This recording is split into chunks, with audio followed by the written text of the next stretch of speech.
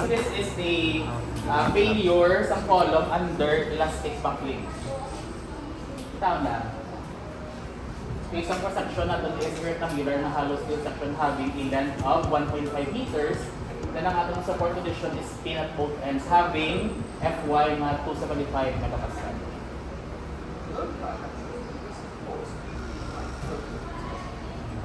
So ulit mind.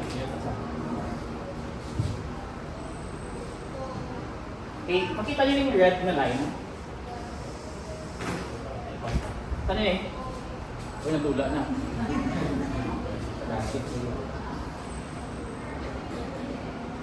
Tingnan nyo, ang red na line, that is the original na position sa lens sa column. Okay, tapos ma-apply sa load na ito, nakita mo siya nga mag-back out. Okay, take note that this is elastic, meaning, ano yung point ng elastic buckling? Ang ato na amount of stress is within the proportional limit. Pag ang imo nga stress is within the proportional limit, ang matabo, after mo i-release ang load, anong expectation natin? It will return to its original nga state. Ang taon na kung tuod niya yung number. Okay, magbako siya. Tapos, buwian yung load.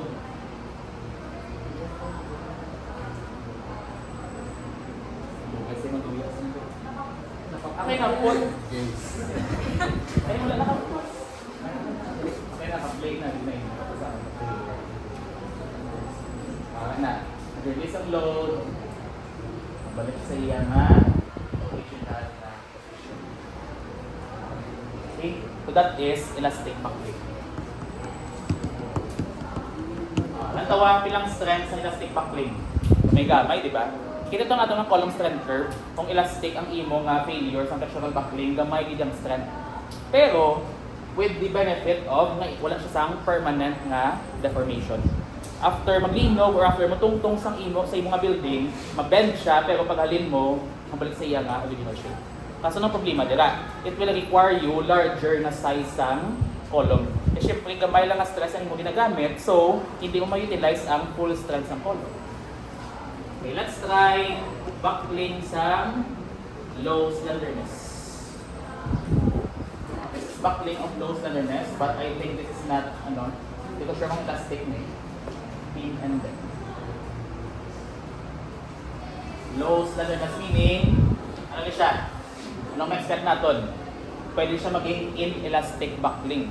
Kaya gamay ang iyang slenderness ratio. Mas likot ni.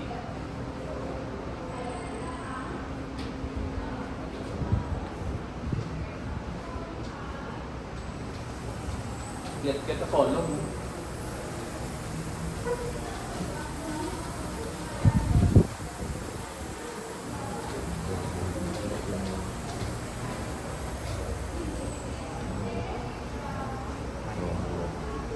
Okay, control buckling.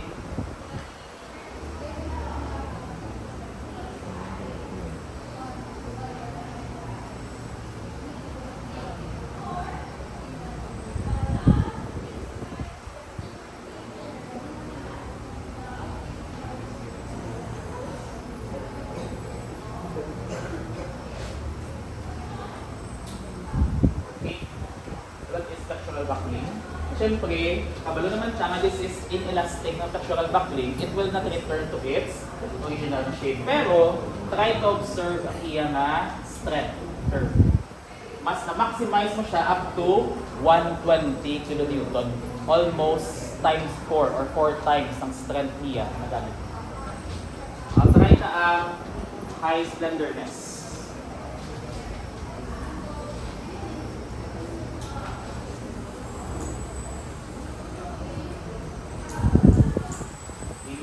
Very long column. I think mo siya kanina, di ba? Muna siya.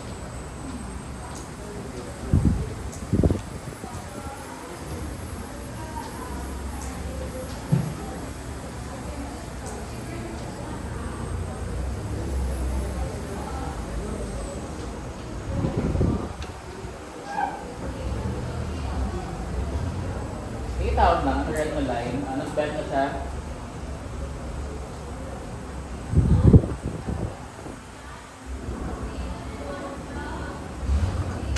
Okay, dito siya Bagong kuya, ang load.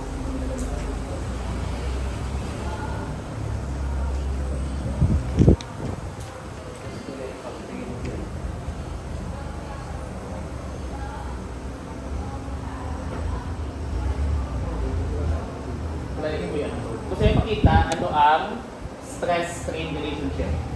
Diba? Gamay lang ang iya na amount of stress na makaya with the same amount of material na naglaba lang ang natin na phone. Okay? So that is the difference between elastic and inelastic.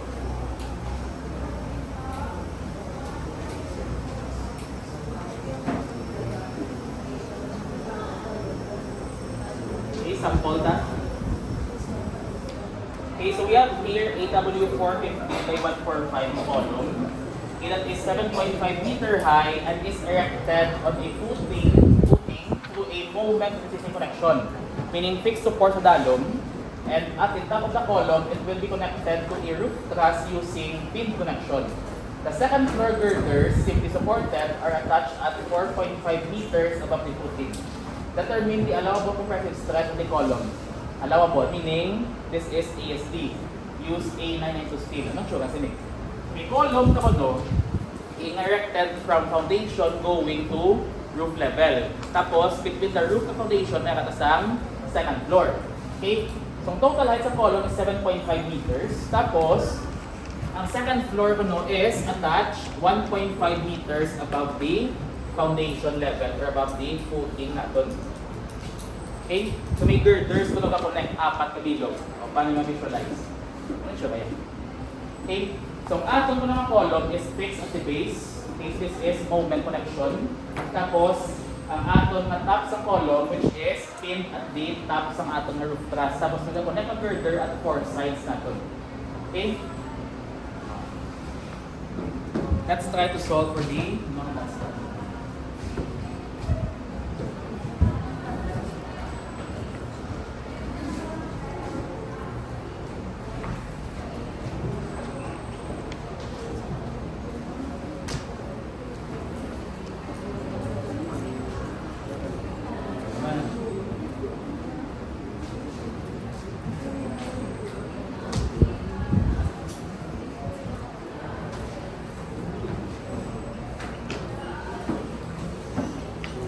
Even.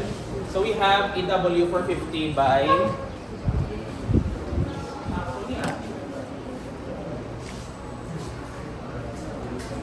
walang nagkasal sa board mo, either ako or si Miss Glenn.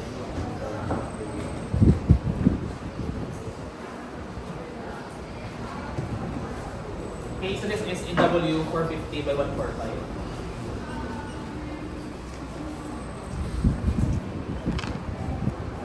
Anong atong mga section properties na needed gari? Okay, first need ang area.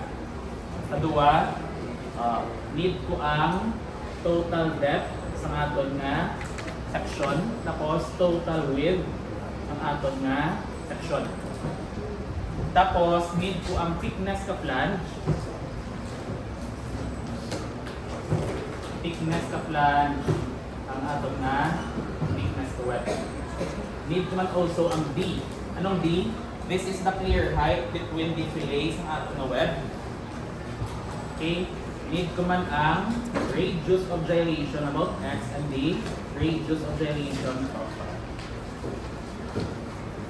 Okay? Pila? 184 cm squared, or this is equivalent to 100 or 18,400 square kilometers. Total depth sa white flange 446 cm. Sorry, mm. This is 302 mm. Thickness of flange, ginagamit na ng isang dakong laki 21 cm. Sorry, 21 mm. 21 mm. Ang thickness sa web is 13 mm.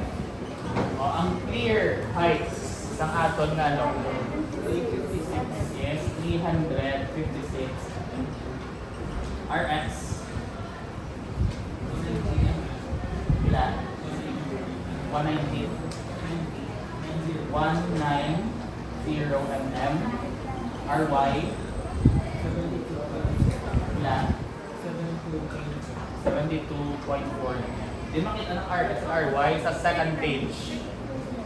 Same ako dapat, second page.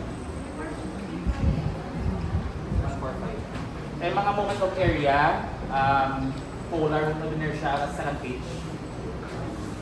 Okay, next, ang atom na A9 into steel.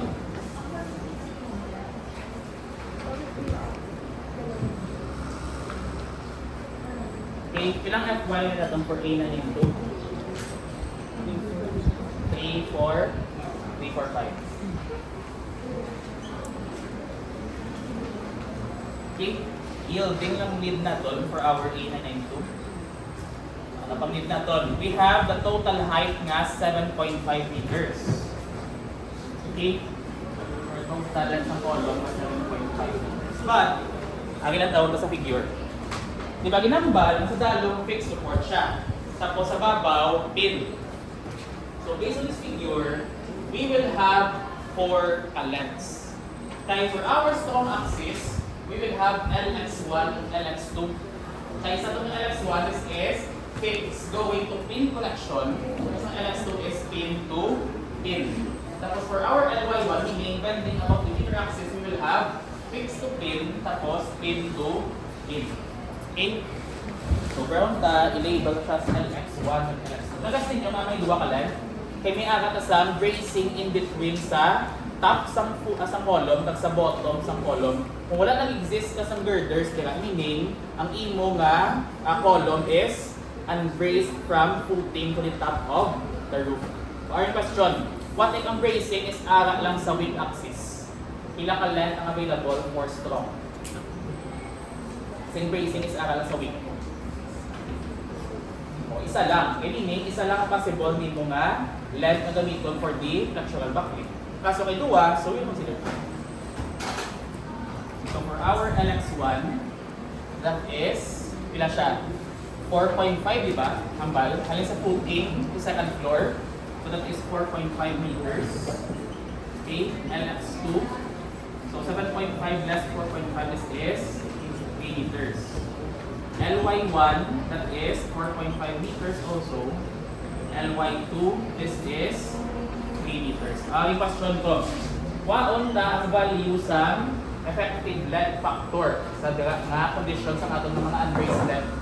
Okay?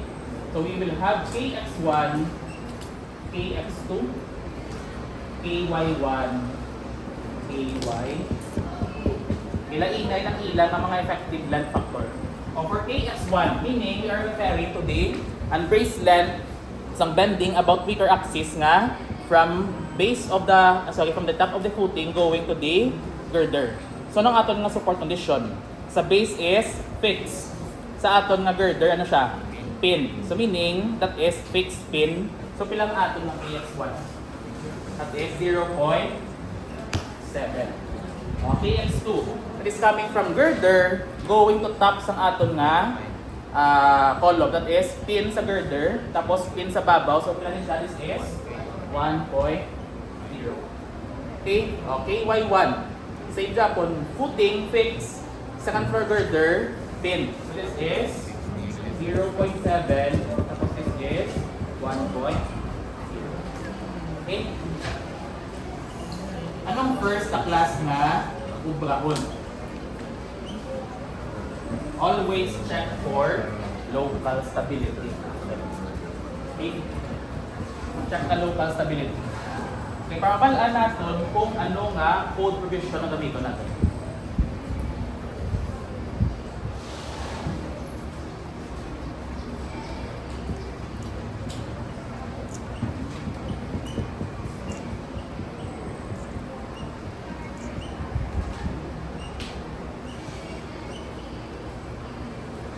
Okay, let's check first our flange. Okay, so for our flange, okay, ibang aton na lambda is equal to P over TF. Or, sorry, P over T. Based sa aton na table, ang ating mga flange is, ano siya, C-FET or C-FET? Flange. unsafest element. So, based on mga figure, how to solve for this ratio? Diba, this is half the flange width over the thickness ng flange width na. So, for short, this is B over 2 over the thickness ka flange na to. Ilang data, that is 302 over 2 over the thickness ka flange na 21. Ilan isa? Ilan? 7 91 190. Okay? Ratio, so sabihin this is unitless. Sa web tabi, sa web. Paano web ganit? Ibang lambda is equal to the width over thickness. Anong gamitin ito ganit? For the web? That is the shear height over the thickness ka web na to. So lambda na to is equal to ilang d? That is 356 all over ilang thickness sa web? 30. Ilan eh? 7.27.